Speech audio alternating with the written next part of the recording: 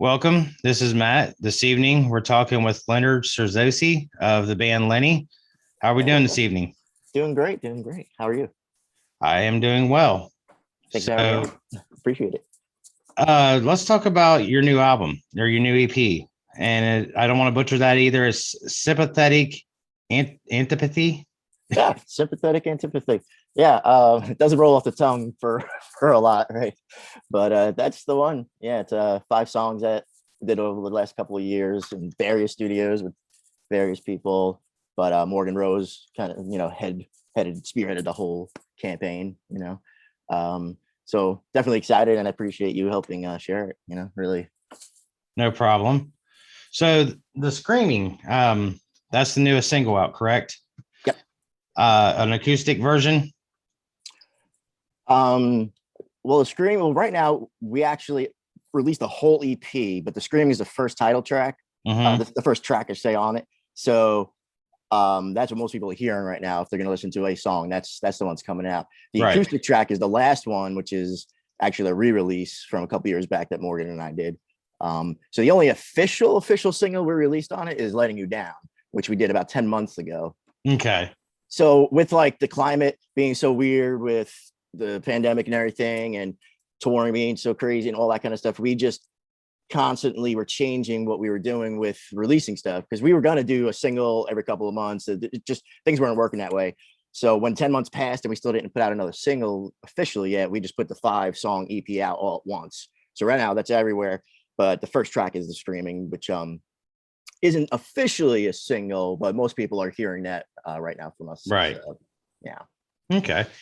Well, I listened to a few of your previous interviews today. I know that a lot of your recent lyrics and whatnot comes from your mother's passing from ALS, Mm.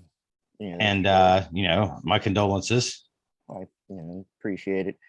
Morgan um, really like helped me out during a really crazy time.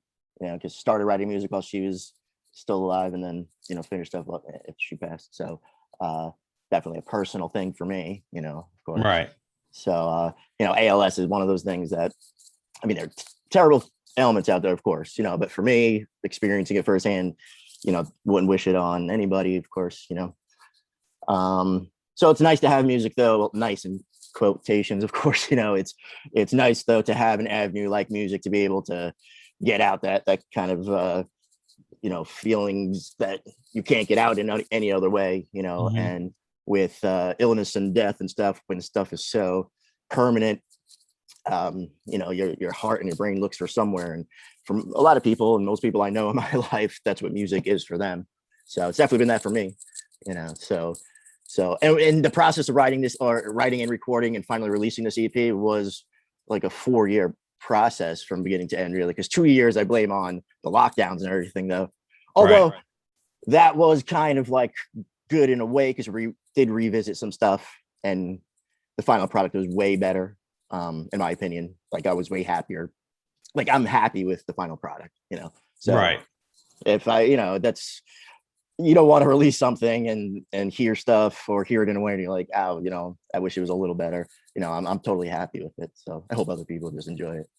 So you talk about music being an avenue for you, a release. Is that creating and writing, or is that also just listening? Oh, definitely listening. That's how it all started for me. I mean, I always had music as that thing, being that weird kid that didn't fit in and having music to go to. And when you listen to Black Sabbath for the first time and suddenly you didn't feel so alone anymore because there were other weird people out there, and making this weird music that you never heard before. And but these days I play and record so much that I don't often listen a whole lot. And a lot of times when I'm driving, especially by myself, I actually don't listen to anything. I roll down the windows, and sometimes, there's so little silence in my life that sometimes I look forward to that kind of thing. Plus my antenna's broken and I don't get any of my, radio stations in right now. So So where are you out of? I'm Staten Island, New York. Oh, okay. Rest of my guys are not from here. The 3/5 of the band are out of Maryland, and then my buddy Jim is out of Pennsylvania. So we're not around the corner from each other, but we're able to make it work. Especially like this. The internet and FaceTiming and stuff. You can get a lot of cool stuff done without having to travel. But we also have no problem driving, and even though gas prices suck right now, not to get like into stuff like that. But when you're driving 2.5 hours just to practice and drive home for 2.5 hours, and how much it costs you to just gas and tolls is, sucks, but it's part of, what we do. But you find ways to work with it. So one of the things that I was listening to in the one of the previous interviews is that you was down in Atlanta recording with Morgan Rose and Corey Lowry, is it? Yeah, Corey Lowry. Yep. Cool dude. Love him to death. He co-wrote at least 3 of the 5 songs in the EP. So yeah, we started it with him in Atlanta. And we spent a lot of time there. There were a couple of months where I was going out to Atlanta twice a month. Because that's an easy flight for us. That's like usually, I want to say, like under 2-hour flight. And then we would stay at Morgan's house, and then Corey was only half hour away. So it was a cool little thing that we were able to do. So yeah, he helped write. And if you heard, like when he got the gig for Seether, it was while we were working all together. And it was just kind of like, when I look back and when I see him on stage right now with them, I'm like, man, it's so cool to have been, for me, I witnessed something like in history, when he got the gig, like, man, I just got the gig for Seether. That's pretty cool, and he had a real heavy part or an influence in most of the songs on this EP. But we first started it a little more electronic. He was playing like keys and stuff like that. We still incorporate a lot of sounds and stuff because Jim plays keys and mandolin and ebow on that. So we definitely still incorporate stuff. But we went a bit heavier and bigger sounding as we went on. Sorry about that. That's no, that's fine. My phone. That would be your publicist. Oh yeah, no way. Is it?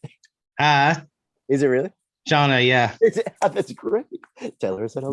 Making sure that you're in. Let me answer that. Let me tell her that we are chatting now, so she doesn't get worried. That is hysterical. I was thinking to myself, I read her last text message and didn't respond because I responded before that, and it was one of those things where I was like, okay, got it, and I was like, wait, maybe she's probably like, I hope Lenny called. I'm usually on top of these for the most part, once in a while I forget or run late, but not usually. I mean, people have stuff come up, whatever. I don't expect everybody to be on time. Like, I mean, I don't mind waiting 10, 15 minutes, even 20 minutes, as long as I know what's going on. Like, I had one with Bobby Amaru from Saliva that she set me up with, and some wires got crossed there, and like I think I waited about 20 minutes before Bobby finally was like, okay. He was in a car, he was at a Bad Flower concert with his 11-year-old daughter, and he's like, well, Wayne was supposed to do it, but now I was like, it's cool, man, I understand stuff happens.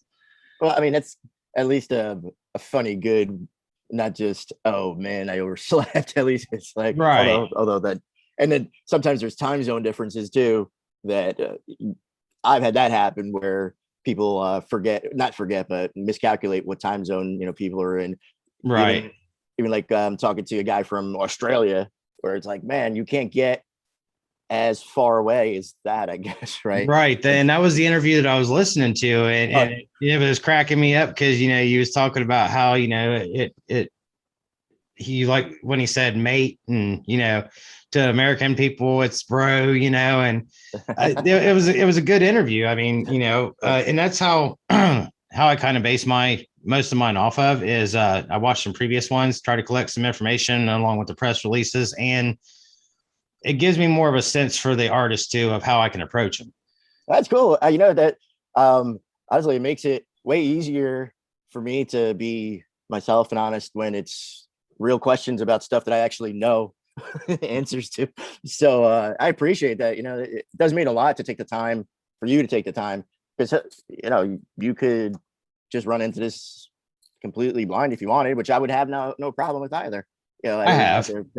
Yeah. So yeah, sometimes that's cool too. So I'm always open to whatever, but thanks. You know, it is definitely appreciated. I still find it funny that Shona texted you while we're talking. And she says to tell you hello. Cool. But she's great. I mean, she is. she's my first publicist I actually started working with was a guy named Ed Bunker out of Los Angeles. And then started doing a little work with a guy named Tom George out of Iowa of Tag Publicity. And then Shauna, I did a interview with Jimmy Tollin from the Lonely Ones. And okay, that makes sense. Mm-hmm. He basically, when we got done, was like, man, you know, that was a great interview. Thank you, blah, blah, blah. Jimmy's real, you know, mannered and well-spoken anyways. And he was just like, you know, I'll let Shauna know it went good and she'll probably get with you, you know, about maybe doing some more interviews. I think it was 2 or 3 days later, she was hitting me up.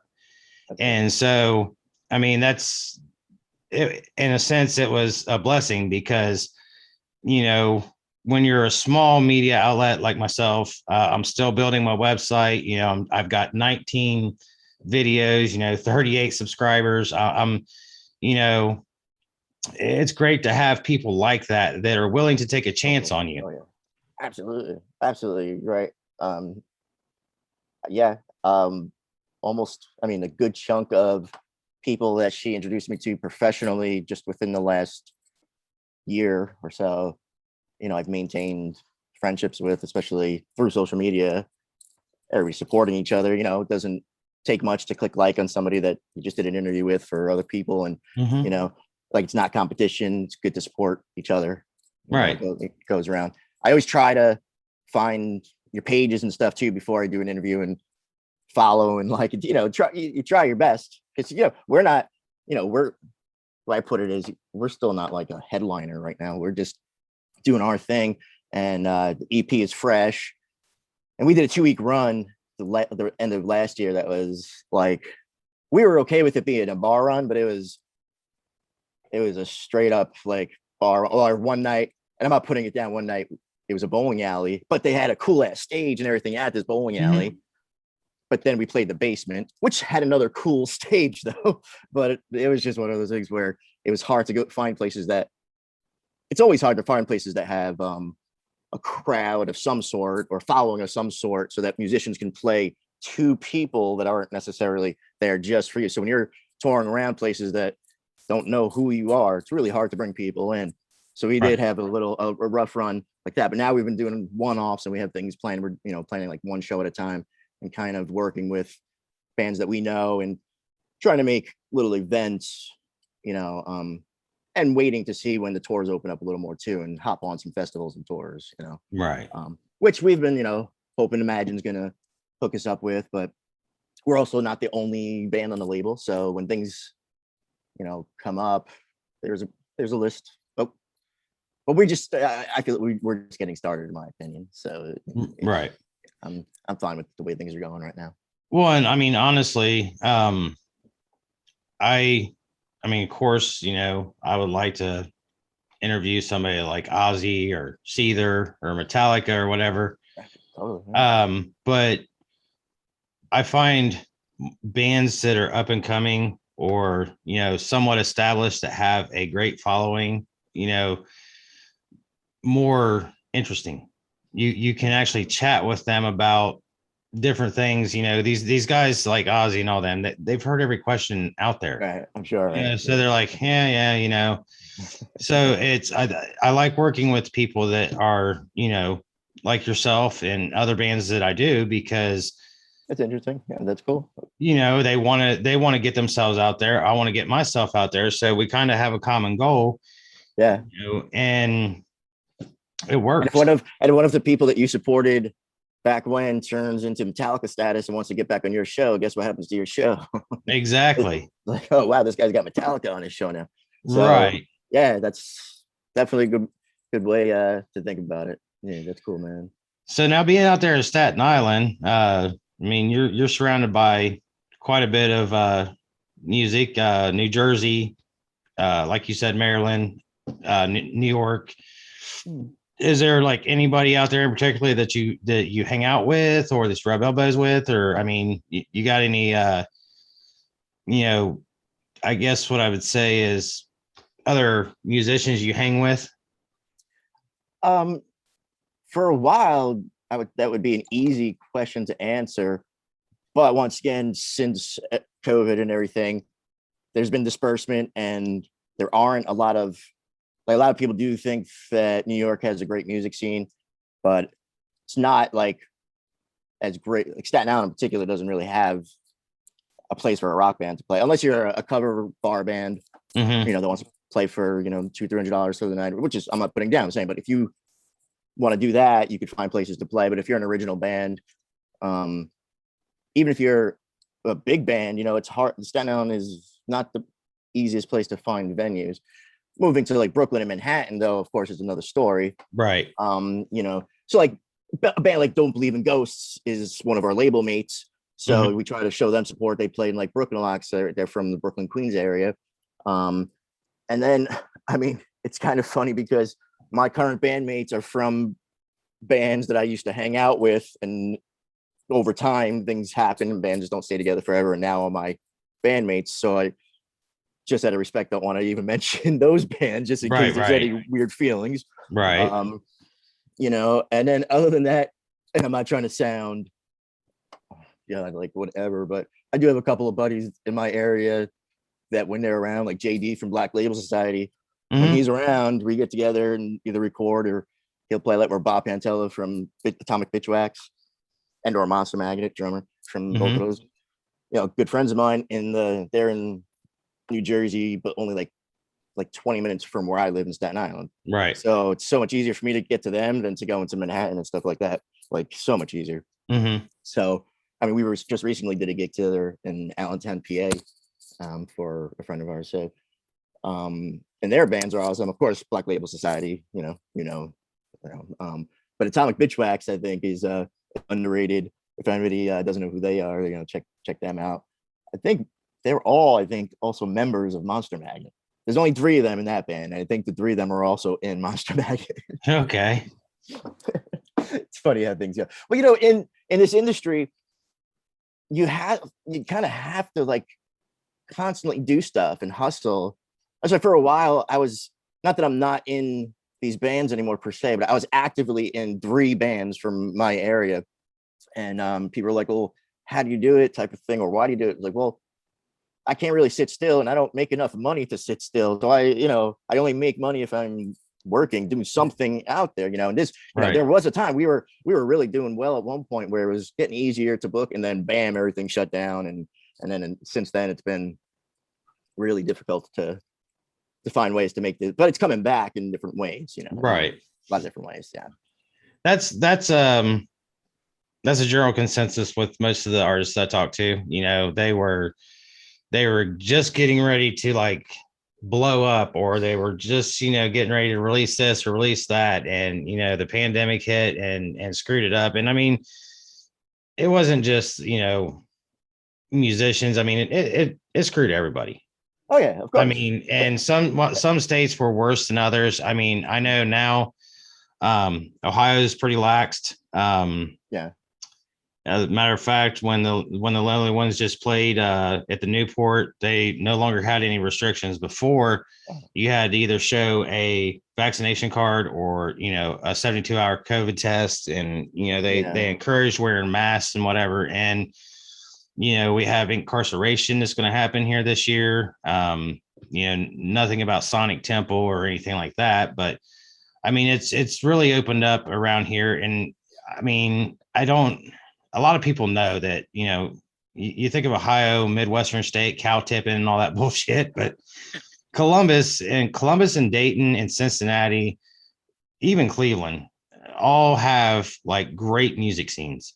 No, And I've been through most of those places, but never for a long period of time. It's always been driving through to play a gig and leaving to the next gig. I've never actually gotten to check in any of those actual scenes, to be honest. Well, I mean, if you look at it, I mean, Cleveland's got the Rock and Roll Hall of Fame in it. Good point. I mean, and like a lot of times, like we'll see a band or a few bands that are on tour together, and we're like, oh shit, looking for Columbus. Well, there's no Columbus, but there's Cincinnati, River Bend, or Cleveland. So, but Columbus is a big it's a big metal town. Oh yeah. I mean, there's a lot of rock that comes through here. I mean, of course, we have, everybody. It's split up in genres. I mean, you have guys that want to go see the hip hop bands, you guys that want to see country or whatever. Mm. But we have so many venues just within like probably 15 miles of each other. Oh yeah. We And now, got but like metal, what kind of metal are we talking about? Like, because it's such a broad, so like, well, I'm talking from like, well, like the Bay Strikes Back tour is coming. Exodus, Death Angel, Testament. okay, that's heavy. Then I consider, I grew up in the 80s and 90s, so I consider metal that, Slayer, Megadeth, Metallica stuff. Then you got your, I'll be honest, me too. We're probably so. That's what when I think of metal, I think Metallica, and right. That's what comes to mind. So rock, I mean, I think of, Tesla, Queensryche, bands like that. So, but I mean, we have a good metal scene. We have a good rock scene. I mean, I mentioned to a lot of artists, the Newport Music Hall here used to be the Columbus Agora, has the history. It's actually the longest running rock venue in the country. Oh wow. And hell, my brother partied there in 1978 or went and seen AC/DC in 78 and drank a couple beers with Malcolm Young. Wow, that's cool. So that's pretty cool. It's those kind of stories are definitely cool to hear. Right. And I mean, rock and roll stories, like real rock stories, I know. And I look at him like, you prick, because I love me some AC/DC, but and then you got also on the sad side, the Irosa Villa where Dimebag Darrell was killed. Ah, man, I was a big Dimebag fan. Love him. Man, that's still, just mentioning that gives me like, oh man, yeah, what a terrible night in metal history. That wow. I met the police officer. I forget his name. James Angemeyer. Yeah, he happened to be. We were in Tennessee, and he was at our show. We were with Black Label, Seven Thus and Dope, and he happened to be at a show. And somebody asked me backstage, "Hey, do you want to meet the cop that, showed up to the club that night?" I was like, "Well, yeah, I'd love to meet him. I mean, just why not?" And it was just like normal guy that night. He just was at the show, and it was like, wow. But man, what a terrible night. I got a big old tattoo dedicated to Dime on my leg too, and everything. Just, he seemed to have. I mean, I met him. I ran into him. Actually, one of my favorite stories about him. I was in Las Vegas. I was on vacation and gambling, playing blackjack. I didn't know Pantera was in town. So after the show, apparently they were staying at the Luxor that I was staying at. And there's a flood of metalheads walking through the casino. I mean, a flood. Suddenly, everybody's got long hair and tattoos and T-shirts and jeans and everybody. And I'm looking around like, well, this is my kind of people, but what's going on? I see Dimebag across playing blackjack directly across from me. And I had the biggest fan moment in the world. I dropped everything, my chips, everything, and ran around the pit to his side. There was a group of people around him. They wouldn't let me get anywhere near him. They stopped me. And he heard commotion, man. And he goes, whoa, whoa, whoa, whoa. Let me see. And they all like part like the Red Sea. And he goes, come on over. And he goes, just let me win this hand first. He goes, all right. 65-mile away. He goes, you want ink or something? Like, yeah, man, you mind signing? It's awesome. Shook his hand. He's like, all right, well, I'm going to get back to my game. I was like, yep, indeed. And I ran back to my table, and everybody at my table was like, are you psychotic or something? I'm just like, Dimebag Darrell. And all these people are like, what are you talking about? But that's my right of running into Dime at a casino, Yeah, that was definitely a tragedy. I was actually supposed to go to that show, and I ended up my boss telling me that if I didn't work that evening, I was going to lose my job. And for some reason, I cared at that point. I mean, sometimes you gotta. I was young, so I was just like, whatever, man. And in a way, I'm glad I didn't go. But yeah, who knows what I mean, not to be morbid, who knows where you would have been? I mean, not being there was probably a good thing. Right. And not being as like, I mean, I know a couple people that will know through the internet that were there. And to this day, the anniversary, they post like these stories of how it messed up their heads, witnessing Oh, I'm that sure. whole, I mean, yeah, that kind of Yeah, I thing. mean, and the Irosa was actually, God, it was a great club. I mean, Rick Was it? Catella, the guy that owned it, was, very personable. He would come out and had this intro that he would do that was really cool. And, I mean, that I seen a lot of great bands there. I mean, I seen Korn before they were ever even really big, on their first out, they were supporting their first album, but, they really hadn't been heard yet.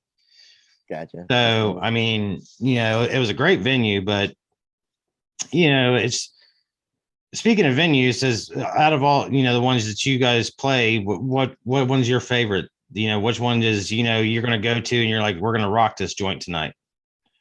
Well, I mean, on the bigger side, well, for me, on the bigger side, the Hammerstein Ballroom in New York City, playing that was pretty damn cool, and it was a sold out Hammerstein show. So that was pretty crazy. And Zach had pyrotechnics and stuff, so it was fire on stage and everything. So I'm like, doesn't get better than this for a guy that grew up listening to Zach with Ozzy and stuff like that and followed his career. Um, Right.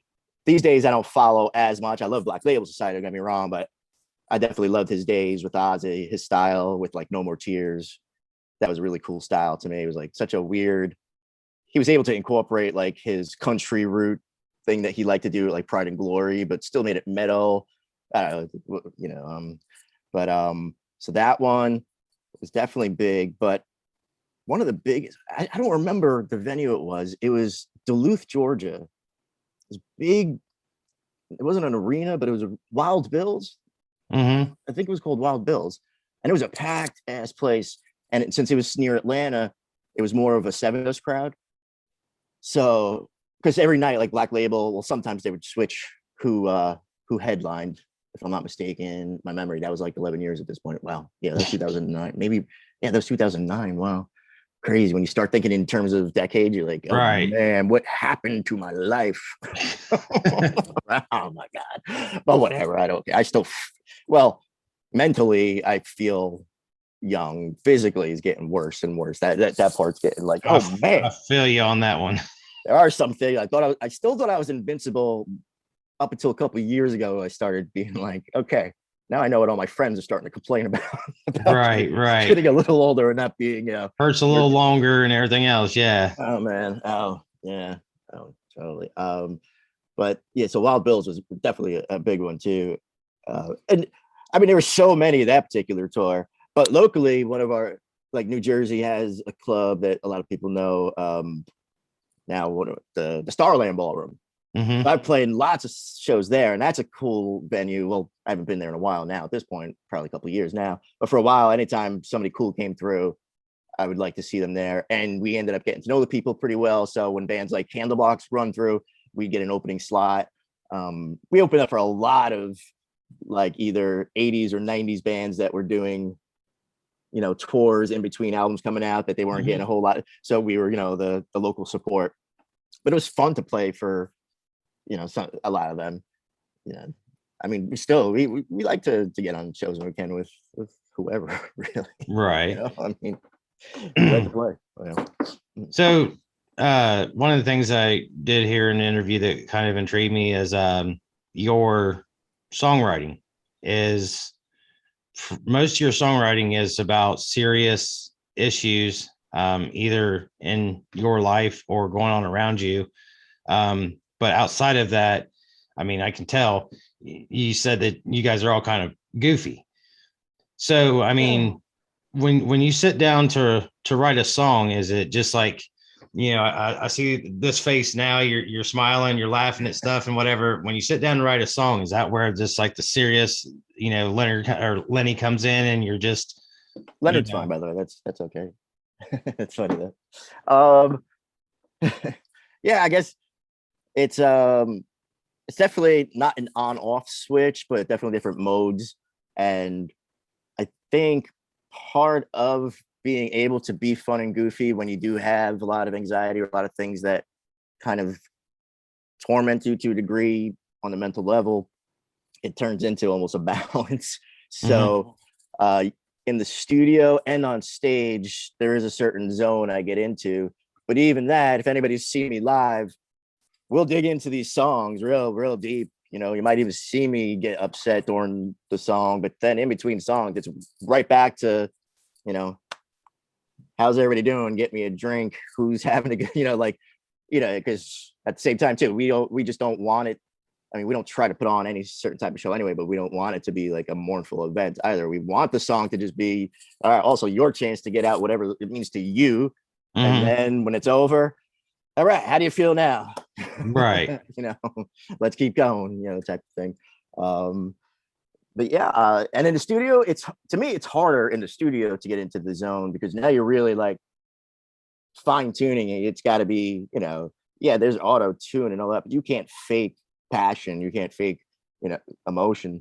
Right. So having someone like Morgan, see, up until only about maybe 9 or 10 years ago when I started working at Morgan, I never really worked with a producer per se, like an official producer. Right. And once he became, you know, my band, the Infinite Staircases producer, and then stayed with me along the years, and now has become my like Lenne producer. He's able to get me into that place I need to be to step away from, you know, Lenne that likes to smile and hang out with his friends and everything, and the one that okay now needs to be alone in the vocal booth and pin a picture up of my dead girlfriend and let me go to town for a minute. Right. You know, so yeah, that's an interesting one. That's not one I've got asked too often. So well, and when I feel like when you're with a producer that long, it's almost like they become another member of the band. Oh, he is. He even said to me, "Oh, when you get on Imagine, I'm probably not going to be your producer anymore because it's like a conflict of interest since I work for." I'm like, doesn't seem like a conflict of interest to me, man. Like to me, it's still all good. Like, but right now that hasn't come up, you know. And we still have so many songs that we already recorded that just need to be, you know, finished to a degree and put on another EP. Like we had enough for a full album, but full albums cost more to manufacture too. So right, like that's another side of things is everything is money in this industry, one way or another. And whoever's paying for it is irrelevant. It just comes down to, well, it costs money. So getting a short thing out and having, you know, when people want things right away too, it's easier to put out a couple songs real quick as opposed to a full, you know, 10 song, or back in the day, you know, 12 song albums, double albums. Yeah. Right. Those were, you know, and yeah, we're probably from the same, you know, used to like to get the, you know, read the lyrics, whether it was now, you know, I was to get cassettes, but then the CDs, but the booklets were important. Oh yeah, you take open the cassette and just like look, yeah, the accordion, yeah, come on. And I mean, CDs were definitely. I mean, I definitely was one of those. I'm never gonna get into CDs, but I was still young too. I didn't know, you know. When I look back too, you know how long it's been since, and now with everything being digital, that aspect of things is kind of. But at the same time, I look at all the space I have, like in my studio, of DVDs and CDs and stuff, and how much space they take up, and how little space they take up on your computer or your phone, even, or a little drive. And it's like, wow, just what a difference in life in such a short amount of time, too. In my opinion, you know, like technology, you know. Oh yeah, yeah. I mean, I actually own some vinyl.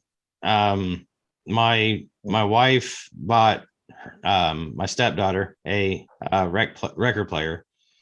And I was like, holy crap, that's so cool. You know, I want one of those and blah, blah, blah. So she ended up getting me one for Christmas. And it was like the greatest thing ever. She got, let me see, she got the Eagles Hotel California, Led Zeppelin. I want to say Led Zeppelin 4. And what was the other one she got me? I can't, Working for MCA, Leonard Skinner. Oh, cool. And those are all good albums. I listened to all of them that, you know, just that evening. I was so happy. I was posting on Facebook, and then I went and bought Def Leppard High and Dry. Just the other day, it was 80 degrees here. I'm sure, you know, you guys had probably a pretty nice weekend over there in Staten Island, weather-wise. We had like 1 or 2 days that it looked like a good spring was finally breaking out. And then lately, actually, we've been having chilly, wet, cloudy days. It's same here, but you know, we had a couple nice days, and Hell, I was sitting out on the back porch, man. And I took my, record player out there, was listening to some Def Leppard, drinking some bourbon, smoking a cigar, just That's enjoying life. cool. Oh, that sounds lovely, man. Every so often I still catch Def Leppard on, like, if they're on a tour, or I happened to be in Atlanta while they were playing with Journey. It was Journey and Mhm. Def Leppard, and they're playing like the baseball stadium out there. And I gotta admit, the band still sounds amazing. Like, Joe Elliott doesn't have quite the voice he used, like some of the higher notes. He has to Right. pull the microphone all the way out, that type of thing. But still give him credit. But the actual band, though, I mean, they're still, solid, on, Journey too. And actually, the lead singer for Journey is Arnell, right? That's Arnell always, Pernetta, yeah. yeah. Yeah. I think, I don't know if it's his solo project, I think, is under Imagine. But through Morgan, I did get to meet the whole band and everything. But that night, they had just played and they weren't looking to like do anything. So I didn't, I'm not one to like beg for pictures or anything or autographs. Sometimes I just like to meet someone and just be done with it. Like, hey, I met that person and Right. talk, or sometimes it's the opposite. You get, run into somebody and hang out, and instead, had that happen too. Or accidental run-ins are always fun, I mean, I ran into Zach Wild when he was drinking. He hasn't drank for a long time now, but Right. there was a bar, Terrified. I don't think they knew who he was, and they couldn't close because he wouldn't leave the bar, and he just kept drinking and ordering more. And the owner and the Terrified bartender, they were just like huddled in the corner and waiting for his next order. And then I walk in and I'm like, I approach it like, do you have any idea who this guy is? And they're like, no. Like, he just played a show with a heavy metal band that's Ozzy Osbourne's guitar player type of thing. I'm like, if you sell us a couple of bottles, I bet we could, get him out of here. And they did. They're like, here you go. Or like, here you go. Or like, it was like a dog with a treat. Like, hey, Zach, come on, let's go, let's leave. He doesn't drink anymore, but he's still crazy. Oh yeah, yeah. And see, I mean that's what I was talking about before we started recording. Is I'm going to touch on your career, on your music, your likes, your dislikes, but I also just like to hear, stories like that. I mean, because it's the whole thing is music, if it's good, it's good. It's, I don't care if it's country, rap, whatever. I mean, a lot of people, I used to be very genre specific. It was like rock only, but I've been trying to open myself up, Yeah.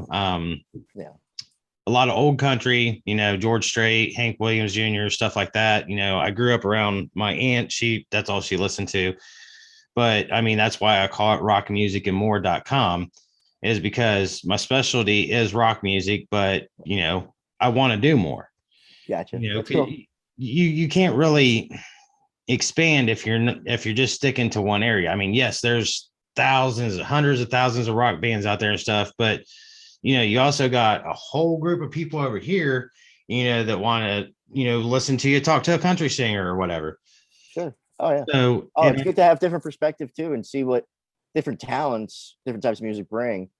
Like, I don't know if you know my buddy Jim, in Lenny the band, is he plays multiple instruments, but one thing that he's he's well known for, and he does soundtracks and stuff for movies, for what do you call? I forget. There's a certain the phrase for the type of movies he does. Like, they're kind of like horror movies, but are kind of like funny horror movies on purpose. Like, I forget. There's a genre for it though, but it's serious. But it's anyway. So like, he does this one thing where he plays electric mandolin with an ebow on it and makes it sound like almost like a haunting violin.